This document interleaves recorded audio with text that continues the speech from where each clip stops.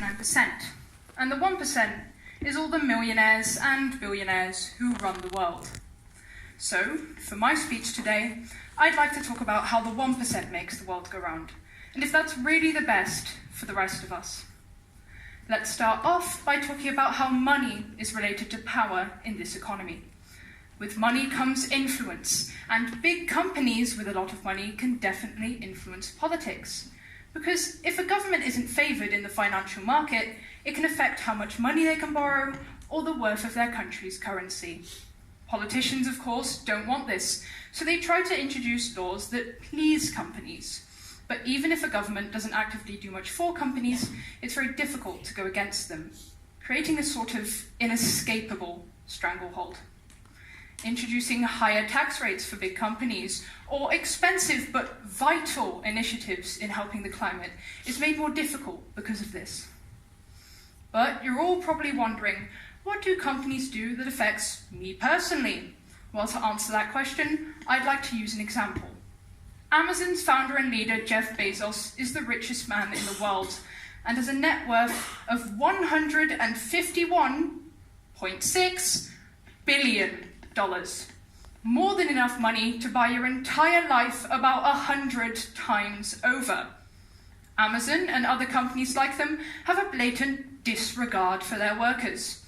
Employees have resorted to peeing in trash cans and bottles because they get no bathroom breaks.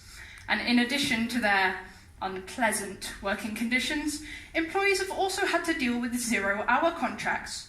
These contracts give no financial security because you never know if you'll be working 0 hours or 50. And even if you get enough working hours at Amazon, you could be paid as little as $11 per hour. Not enough to live. By buying from companies, you not only support them in their ever-present quest for profit, but also their draconian treatment of employees. With the rise of modern technology, it's not strange to assume that Amazon knows a lot about everyone in this room and abuses that information too.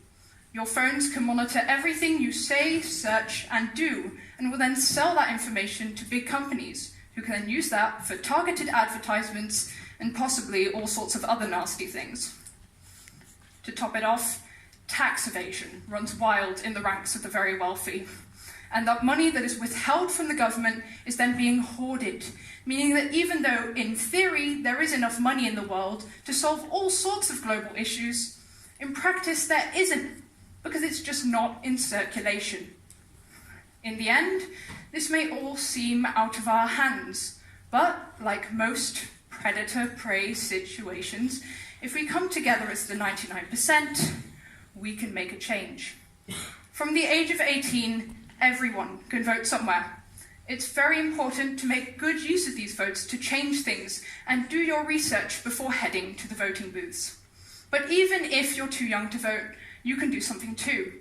I personally became a member of the youth section of a political party. You can also do this if you would like, but no matter what, get involved. Maybe go to your local grocers instead of the big supermarkets, and take the time to go to a protest or two, because change comes with everyone taking the time and responsibility to do something. And maybe, if we all come together, we can make the world go round. Thank you.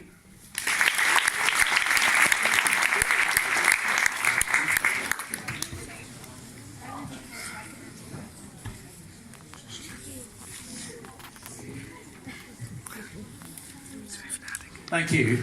So what would you say to someone who claims that companies like Google or Amazon don't abuse the info they have on us?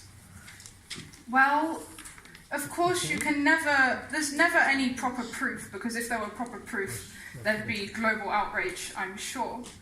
But it doesn't take a lot to notice that they are using this information, because say you're talking to your mother or your father about, oh, maybe we should have some takeout tonight, and then you go on your phone and you see an advert for Domino's.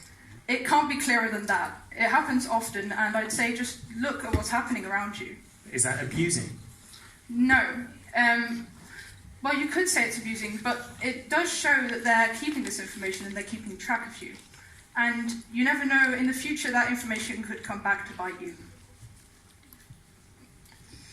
you spoke about the 1%. The money for the Notre Dame is already raised to rebuild the Notre Dame by, a lot of people belong to the 1% that donated for the Notre Dame. Yeah. What do you think of that?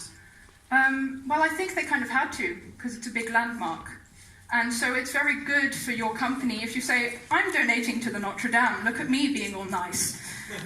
But if a smaller church lights on fire, maybe just in a small village in France, you don't really see a lot of money raised for that, because no one cares. It's in southern France, who goes there anyway, is what a big company will think. It's all about your marketing and your look on the outside world. Yeah.